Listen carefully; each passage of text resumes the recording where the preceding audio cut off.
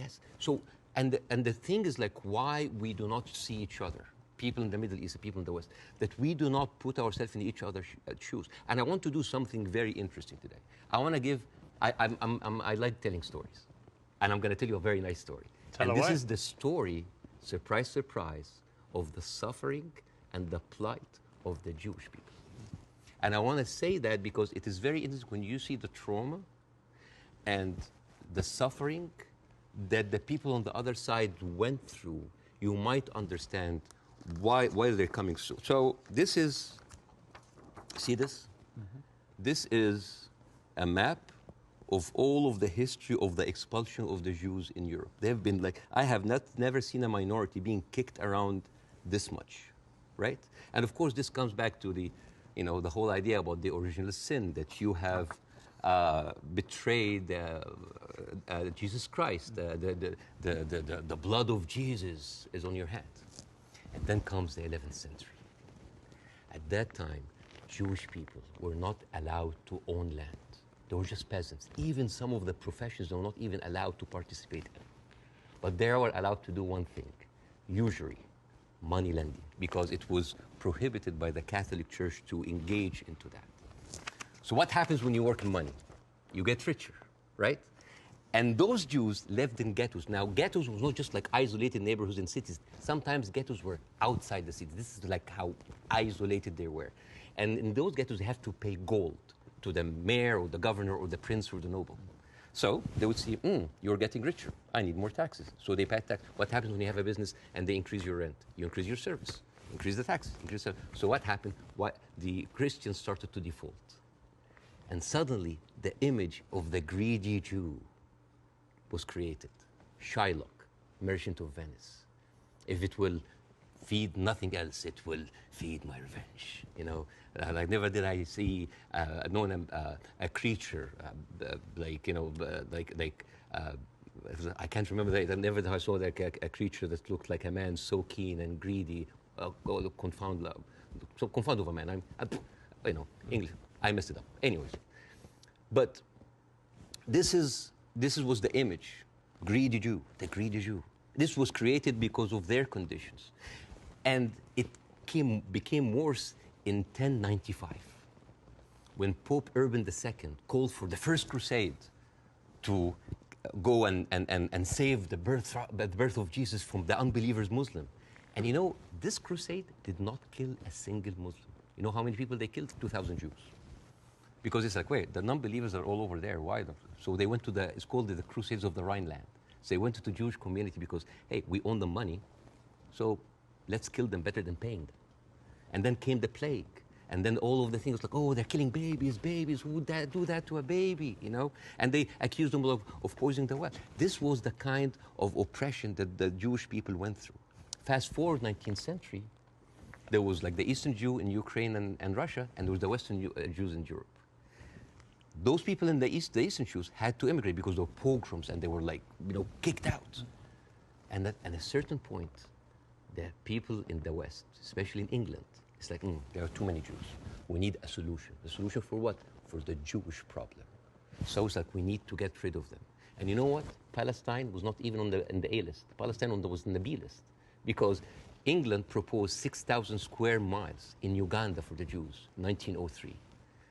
And the reason why Palestine was not on the list, that it was objected by a lot of rabbis that said, like, it's a promised land, but only when the Messiah comes. But there were other options: Argentina, South Africa, Uganda, Madagascar. And eventually they said, all right, let's do Palestine. So they went to Palestine in 1914. There was 700,000 people living in Palestine, 3% were Jewish. 1917, Balfour Declaration. Arthur Balfour, he called the Jewish people in England that they are alien and hostile race. And the thing is, the only Jewish member of the parliament, of the English parliament, Lord Montague, he objects, like, these are British citizens, we should not kick them out. So they pushed them, but it was not going fast enough. Came the Nazis. And then it was not about the solution anymore. It was the end losing, the final solution by Hitler, because he needed an answer for the Jewish question, the Judefrage. And then, as you see, the Holocaust happened, the most orchestrated, industrialized, horrible genocide in our modern time. 6 million Jews died. So it accelerated, and they went. First of all, they left Eastern Europe, and they went to West Europe, and went to America, and they were turned down, and they were pushed towards Palestine. So by 1948, right before the declaration of the State of Israel, there were 2 million people living there. Only 30% of them was Jews. So the whole idea of like a land without a people to a people without a land was a marketing thing. They were already Palestinians. So suddenly, from our perspective, the Jewish problem is not a Jewish problem, is not a Middle Eastern problem, is not an Arab problem. It is a European problem. It was pushed on us together with the guilt because now we are the anti-Semite. Now we are the Jewish hater. And not just that, they took land. So people look at this like, why are we even, we had a lot of refugees coming in. And during that, there was a lot of, as you know, Zionist militia, the Aragon, the Haganah, all of these people were killing Palestinians. The famous massacre of Deir Yassin. You're talking about the atrocities of October 7th, it's horrible. But in the Arab mind, there is Deir Yassin, where there is an incredible movie called Tantoura, Tantoura, where the Israeli members of those militias, they talk about the atrocities that they did, including opening up the pregnant women's bellies and having bets if the boy inside is a boy or a girl. It is one of the most horrific, and they talk about it, some talk about with regret, and some talk about with pleasure. We did that, right? So you have even King David.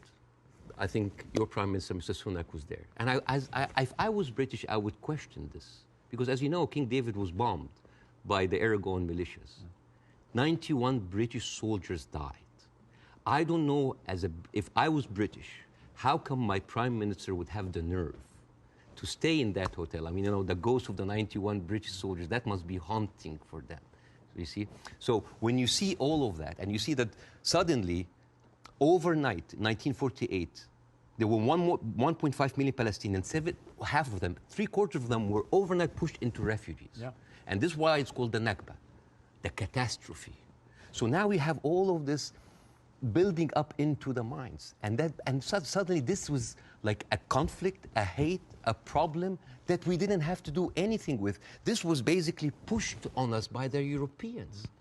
You see? So this is why it is important to say that. And I'm not saying that just like, oh, let's wipe out the State of Israel, let's like push them in the sea. No, but it's important when you talk about the conflict, that you talk about the root causes, right? No, there was like a vibrant Palestinian culture happening over there. And right now, they are erasing this culture. Suddenly, I'm thinking of like Israeli feta cheese, Israeli hummus. Oh, that's an insult. Israeli hummus, come on. I mean, take the land, but leave the hummus, man. I mean, come on. I mean, that's not fair. You are someone who's always spoken against culture, cancel culture. Right now, a whole culture is canceled.